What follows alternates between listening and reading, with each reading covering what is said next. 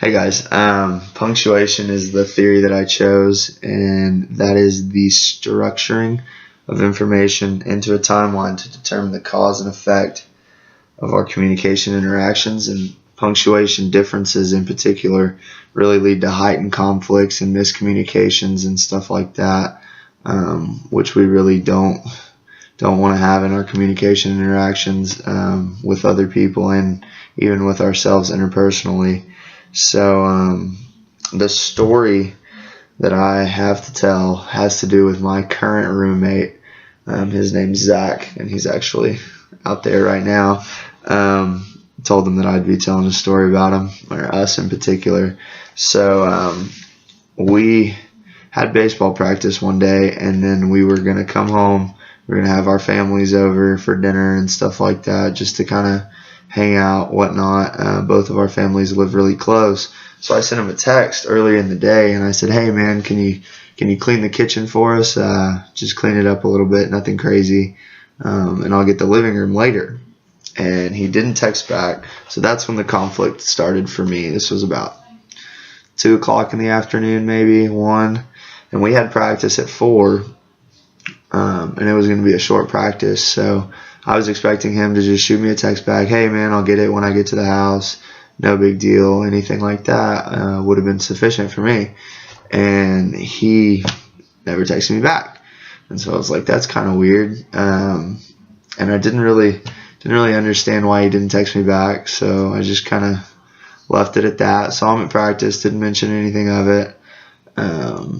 Get home that day, kitchen's dirty, Zach's not home, and I'm like, all right, this is kind of odd. And turns out Zach's phone was broken earlier in the day, at around noon, when he had class, and I had no clue. So I was texting somebody expecting to get a response from a broken phone, which wouldn't happen. So that's when the conflict started for him, is when his phone was broken. So that kind of 2-hour difference where I had no clue that his phone was broken, and he had no clue that I was asking him to do something for me, is really where our conflict kind of started.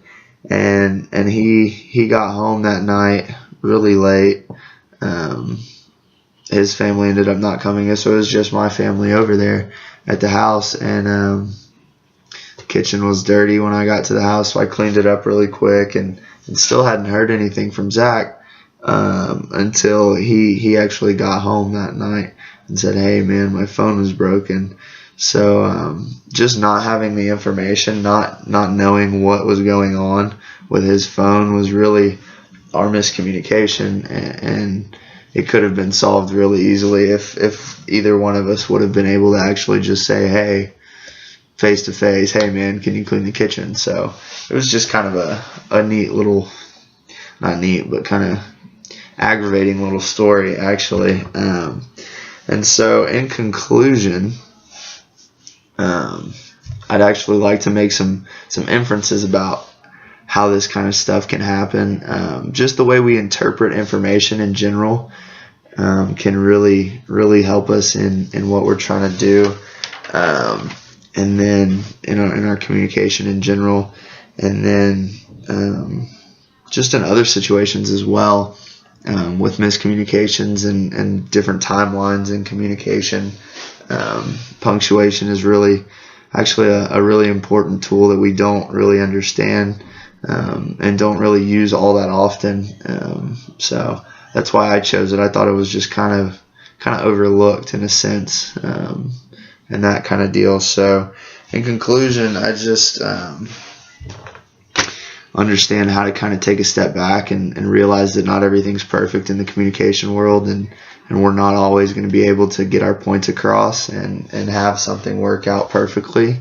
And so that really kind of helped. And just kind of in summary, to conclude, don't text your roommate if his phone's broken and ask him for him to do something for you.